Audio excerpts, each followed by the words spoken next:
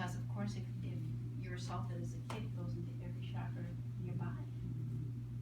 It just doesn't go to one, it goes to all of it. Yeah.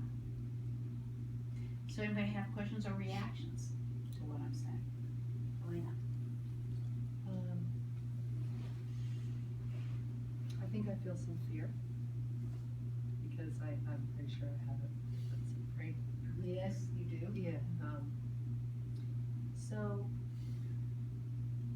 I have sadness for you, and also respect for you. Thank you. Yeah.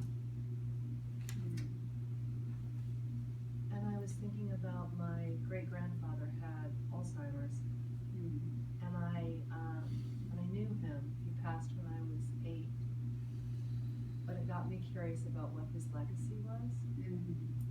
And his daughter is my grandmother. She didn't have Alzheimer's, she had dementia. So I've been sitting in curiosity around, what does that mean? Did that translate down? Yeah, you know, the odd thing about it is if you go to 2 different doctors that just diagnose the same symptoms 2 different ways. And back then they may not have known as much as known today about brain dysfunction. But do I believe that both of them are the result of victimizers in the brain? I do. Because the more you try to get away from the victimizer, dissociate away from the victimizer in the brain chakra, the more you're de-energizing the molecules of your brain from functioning. And so, of course, we're all trying to get away from the victimizers until we have enough support to do the victimizers. So that piece of dysfunction in any chakra will de-energize the chakra. We just happen to be talking about the brain.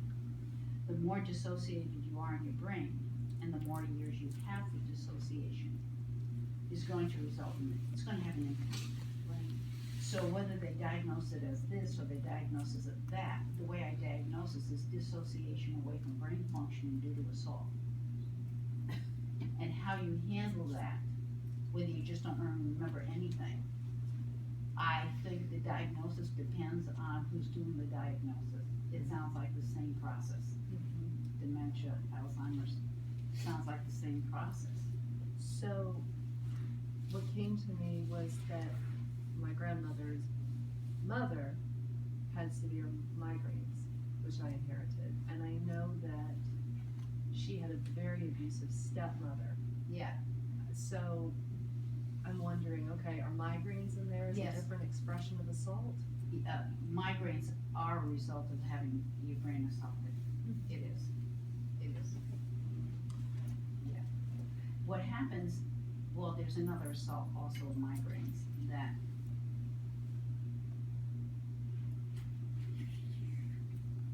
I'm just dealing with, should I say? It has to do with sexual abuse that drives the energy up in your body into your brain, and then your brain locks. Oh, that would make sense. Then your brain locks, and that's when you get the pain from. So the sexual abuse can be energetic or physical. And oftentimes in severe headaches, it's sodomy. That's interesting because my migraine started when I was 5, and I believe it was after I was molested by a babysitter. It all happened in that same time frame. Yeah, that would do it. Yeah. That would do it, because what happens is when you're molested, you bring your energy up away from the point of trauma, and then you lock your brain down not to know it all at the same time. So what you have is tension to get away and tension to lock your brain not to know, because no child can deal with that. And then around that, you either go into a lot of dissociation, kids are sitting in classrooms like not knowing what's going on, or you go into a very sharp brain to know everything that's going on. Those are 2 polarities of the same dysfunction. And you can toggle, I imagine, between both. And some people go between both. Right. Naomi,